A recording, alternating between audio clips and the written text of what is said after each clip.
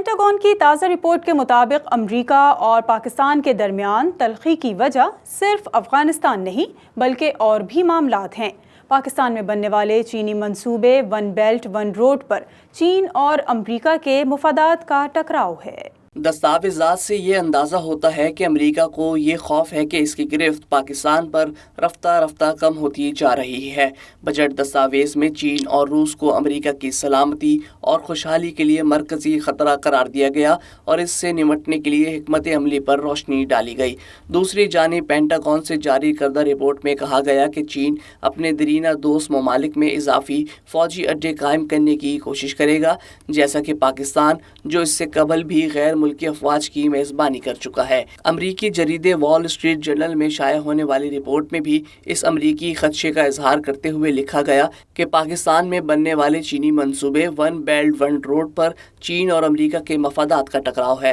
امریکہ کو اس بات پر تشویش ہے کہ چین عالمی اثر و رسوخ حاصل کرنے کے لیے قرضوں کے جال میں پھانسنے والی پالیسی پر عمل کر رہا ہے، جس میں وہ دیگر ممالک کو ایسے منصوبوں کے لیے قرض فراہم کرتا ہے جس کے اخراجات وہ خود نہیں اٹھا سکتے، جبکہ چین نے اسے محض مغربی پروپیگنڈا قرار دیا۔ امریکی قومی سلامتی حکمت عملی کے بیان کے مطابق چین اور روس دیگر ممالک کے اقتصادی امور، سفارتی تعلقات اور سیکیورٹی فیصلوں پر ویٹو پاور حاصل کر کے اپنے آمرانہ ماڈل کے ذریعے دنیا کو بھی چلانا چاہتے ہیں۔ ادھر امریکی بجٹ دستاویز میں اس بات کی وضاحت کی گئی کہ ٹرمپ انتظامیہ کس طرح اس خطرے سے نمٹنے کے لیے مضبوط اتحادیوں اور شراکت داروں کے ساتھ مل کر تیزی سے تبدیل ہونے والی مزید مہلک مشترکہ قوت تشکیل دینا چاہتی ہے۔ یہ اتحاد اور نئی قوت امریکی اثر و رسوخ اور طاقت کا توازن برقرار رکھے گی، جس سے آزاد اور وسیع بین الاقوامی نظام کو فروغ ملے گا۔